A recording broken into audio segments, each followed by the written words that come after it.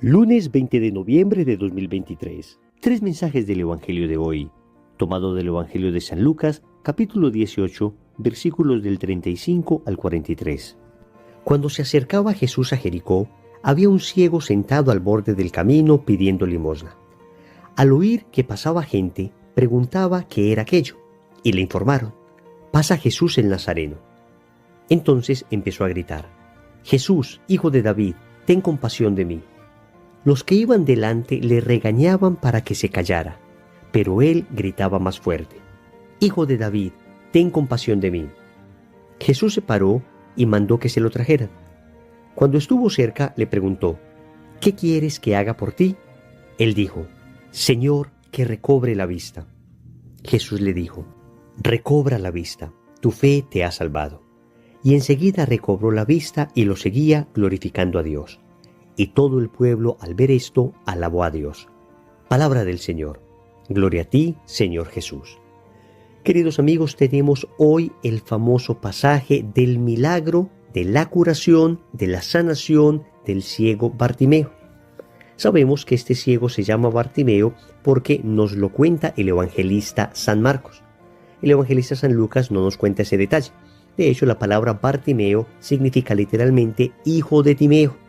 Sabemos entonces que en realidad este ciego era hijo de un tal Timeo, pero al parecer era un ciego bastante conocido en Jericó, y por el hecho de que varios evangelistas registraron este hecho milagroso, sabemos que esto impactó profundamente a la primera comunidad cristiana. Vamos a meditar tres mensajes de este evangelio. Primero, ¿cuál es tu ceguera?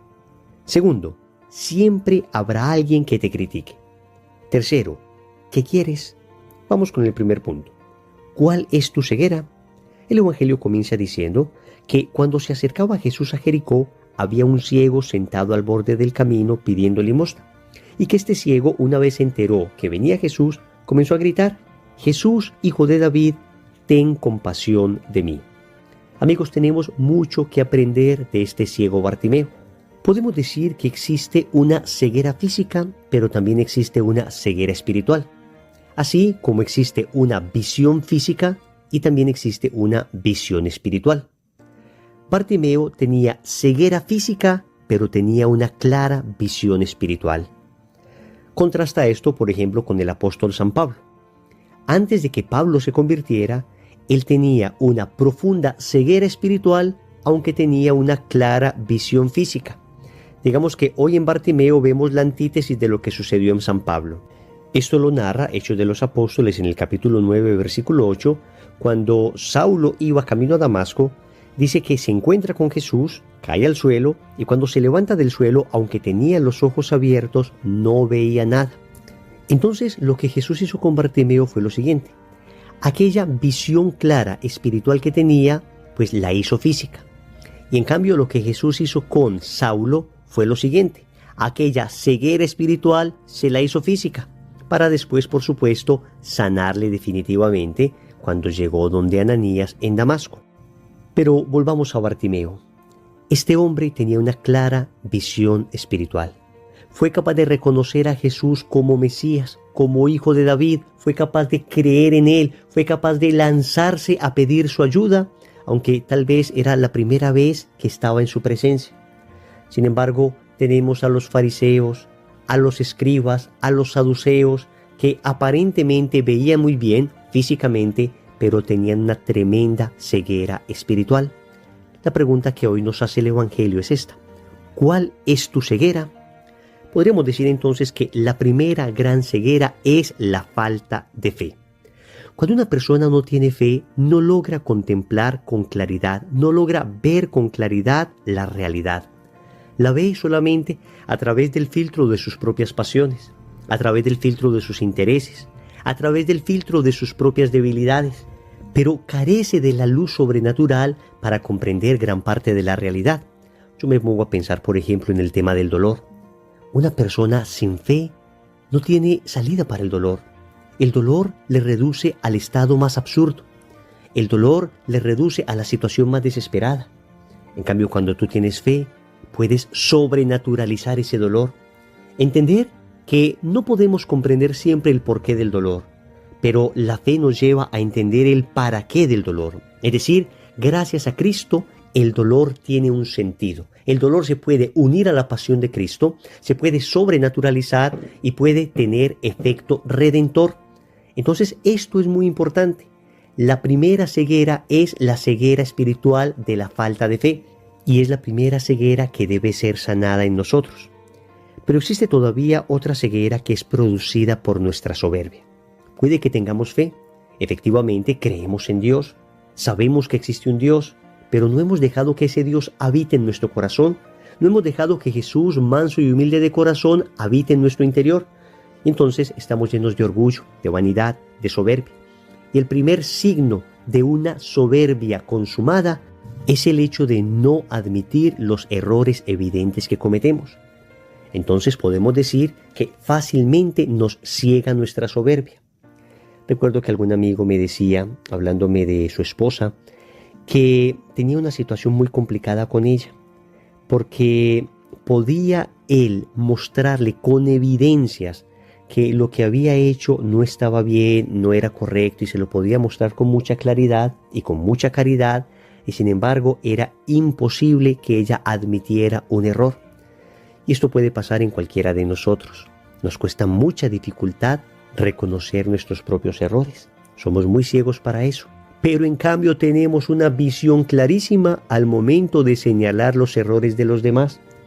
Vamos a pedirle al Señor que nos conceda la gracia de reconocer nuestra propia soberbia, reconocer nuestra propia ceguera, y más bien que no estemos tan preocupados fijándonos en los errores de los demás. Hay una tercera ceguera que es la producida por las ideologías. Toda ideología es reduccionista, es decir, toda ideología de alguna manera comprime la realidad, de tal forma que la realidad solo existe como yo la contemplo. Y fuera de lo que yo contemplo no puede existir nada más. Pensemos, por ejemplo, en las ideologías políticas. Pensemos en la fanatización a la que han llevado estas ideologías.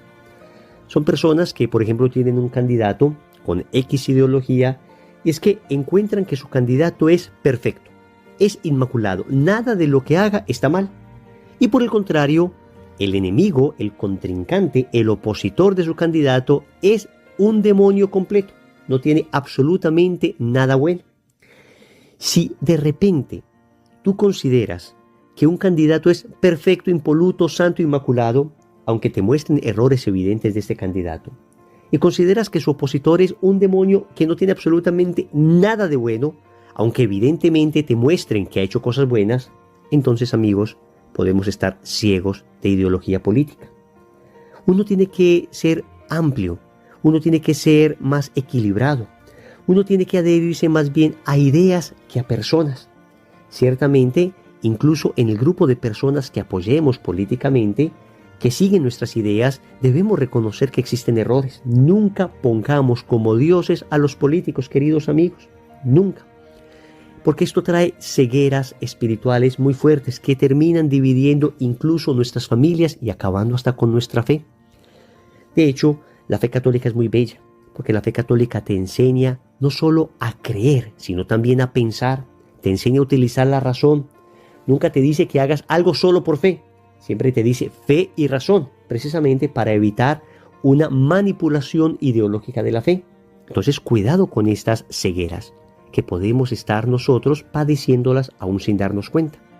Segundo, siempre habrá alguien que te critique. Le pasó a Bartimeo. Dice el Evangelio que los que iban delante le regañaban para que se callara. Amigos, lo sorprendente es que estas personas que iban adelante estaban siguiendo a Jesús. Cuando yo empecé mi camino de conversión, esperaba que todas las personas con las que me encontrara en los grupos de oración, en los movimientos, en las parroquias, fueran algo así como unos ángeles. Rápidamente me choqué contra la terrible realidad. Resulta que no todos son ángeles. Y resulta que nosotros mismos tampoco lo hemos sido siempre para las personas que han querido entrar al camino del Señor, que han querido convertirse, que han querido venir a nuestra comunidad. Desafortunadamente, en muchas ocasiones, sea por un problema de carácter, sea por un problema de formación teológica, sea por un problema, qué sé yo, de envidia espiritual, muchas veces dentro de las propias comunidades Hay personas que te van a desalentar, hay personas que no te van a animar. El Evangelio dice que estos iban adelante. Y es que puede suceder que precisamente esas personas que están más adelante en el camino del Señor sean muchas veces los que nos desestimulen. Atento, no estoy diciendo que siempre sea así. Hay gente muy adelantada, adecuadamente adelantada en el camino espiritual, que está llena de caridad y que te tiende la mano y que te ayuda, que serán parte de ese otro grupo que Jesús envía donde Bartimeo para decirle: ánimo, levántate, el maestro te llama. Esto no lo narra hoy el evangelista San Lucas, pero San Marcos lo narra con mucha claridad. De manera que, aunque hay un grupo que te va a desanimar, hay otro grupo que te va a alentar, que te va a estimular. Esto no nos puede hacer perder la paz. Tenemos que entender que en el reino crecen juntos la cizaña y el trigo. Esta es la realidad del Evangelio. Va a haber gente como cizaña que te va a desanimar, va a haber gente como trigo que te va a animar. Lo importante es que nosotros jamás seamos cizaña, jamás seamos de aquellos que desaniman a las otras personas en el camino de la fe. ¿Qué actitud debemos tener nosotros ante las críticas? Una actitud doble. En primer lugar, humildad. Y en segundo lugar, templanza. Humildad para saber discernir con claridad qué de lo que me están diciendo, qué de lo que están criticando de mí es cierto. No podemos simplemente cerrarnos y pensar que todo lo que me critican es falso. No, amigos, muchas veces hay críticas muy bien fundadas. Entonces, con humildad debemos tratar de reconocer en las críticas que puede ser de cierto para tratar de cambiar. Si nunca admitimos una crítica como válida, jamás progresaremos en la vida espiritual, ni en la vida profesional, ni en la vida académica. Las críticas bien fundadas y bien hechas son muy importantes porque nos ayudan a mejorar. Incluso cuando a veces las formas en que critican lo que hacemos no son las correctas, pues tampoco por ello deberíamos dejar de tratar de percibir qué de cierto hay en esa crítica. Pero al lado de la humildad debe estar la virtud de la templanza. Porque puede suceder también que nos descorazonemos, nos desanimemos fácilmente con las críticas. Y entonces cualquier crítica, falsa o verdadera, puede terminar arruinando un proyecto bello que estamos desarrollando, arruinando un lindo camino de santidad. Debemos entonces con mucha humildad reconocer qué de bueno, qué de verdadero, qué de genuino hay en esa crítica, pero también con templanza saber que debemos seguir adelante, debemos seguir luchando. Como Bartimeo, debemos gritar más fuerte, debemos seguir pidiendo al Señor que nos ayude. Entonces, levantarnos con fuerza, no dejar que las críticas nos aplasten. Tercero, ¿qué quieres? Dice el Evangelio que cuando Bartimeo estuvo cerca de Jesús, el Señor le preguntó: ¿qué quieres que haga por ti? Y Bartimeo le contestó: Señor, que recobre la vista. Amigos, qué delicadeza la de Jesús. Obviamente, Bartimeo ciego quería que el Señor le sanara, quería que el Señor le devolviera la vista. Pero el Señor, en su caridad exquisita, le pregunta: ¿qué quieres que haga por ti? Porque en el fondo, muchas veces nosotros no sabemos lo que debemos pedir. Muchas veces no hemos identificado adecuadamente lo que necesitamos. Y es una pregunta que nos hace el Señor hoy a nosotros. ¿Y tú qué quieres? ¿Qué le responderías al Señor? ¿Hacia dónde se inclinan tus deseos, tus sentimientos? ¿Hacia dónde se inclina tu voluntad? ¿Qué es lo que quieres en este momento en tu vida? ¿Quieres lo mundano o quieres lo divino? Es decir, todas tus fuerzas las estás desgastando solamente en cosas de la tierra, en cosas temporales, no siempre malas. En ocasiones sí, pero no siempre malas. O en realidad tu corazón está más inclinado a lo sobrenatural, a lo divino, a lo espiritual, a lo eterno, sin descuidar, por supuesto, las realidades temporales. Pero puede que lo que quiera nuestro corazón, el hambre que tenga nuestro corazón, sea solo un hambre de cosas humanas, materiales. Entonces quedamos vacíos de lo sobrenatural, de lo eterno. O lo que quieres es solo para ti. ¿Quieres incrementar aquello que te hace más egoísta? O al contrario, lo que quieres es para los demás, para los otros, para tu familia, para compartir con otros. Es una pregunta importante que debemos hacernos una y otra vez. ¿Yo qué quiero? ¿Hacia dónde se inclina mi corazón? Y si desafortunadamente hasta ahora mi corazón se ha inclinado exclusivamente a las cosas materiales, a las cosas de la tierra, incluso a las cosas mundanas, pecaminosas, Hoy debo decirle al Señor, sana mi corazón, sana mis sentimientos, reorienta mi vida, porque quiero quererte a ti. Quiero que mi deseo seas tú. Quiero que tú seas mi único deseo. Que mi único temor sea perderte. Que mi única obsesión sea poseerte eternamente. Familia, y como Bartimeo pidió lo que debía, quería ver, quería que aquello que ya sucedía en su alma también sucediera en su cuerpo. Entonces el Señor le respondió, recobra la vista, tu fe te ha salvado. A mí me sorprende esto, porque el Señor no le dice tu fe te ha sanado, sino tu fe te ha salvado. Porque lo más importante que hizo Jesús en este milagro no fue solamente que Bartimeo recobrara su vista, sino que con esto salvó el alma de Bartimeo. Cuando Bartimeo abre sus ojos por primera vez, al primero que contempla es a Cristo. Y lo primero que hizo, dice el Evangelio, fue seguirle y glorificar a Dios. Y esto llevó a todo el pueblo también a alabar a Dios. Que el Señor nos sane a nosotros también de nuestra ceguera espiritual para glorificar a Dios y hacer que todo el mundo lo glorifique. Oremos. Amado Señor, nos encontramos ante tu presencia, hoy en medio de nuestra profunda ceguera. Hoy reconozco que no he visto con claridad aquello que has presentado ante mis ojos. Hoy reconozco que me falta la luz de la fe, que la soberbia en muchas ocasiones me ha cegado, que me he dejado llenar de ideologías que no me han dejado ver con claridad.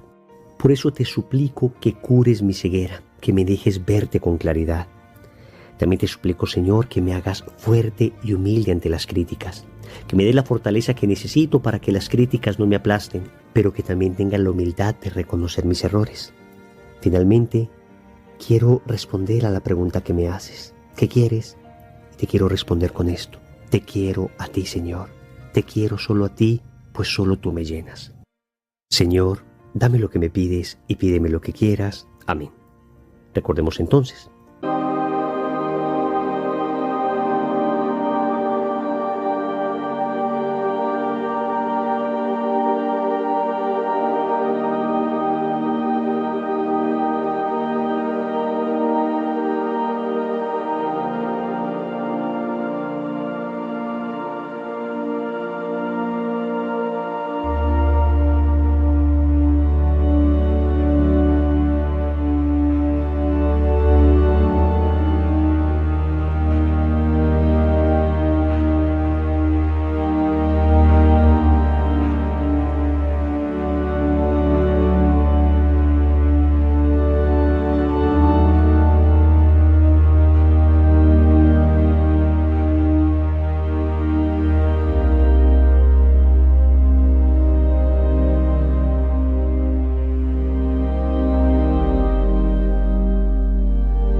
Primero, ¿cuál es tu ceguera? Segundo, siempre habrá alguien que te critique. Tercero, ¿qué quieres? Vamos a repetir durante el día esta plegaria. Señor, que recobre la vista. En el nombre del Padre, y del Hijo, y del Espíritu Santo. Amén.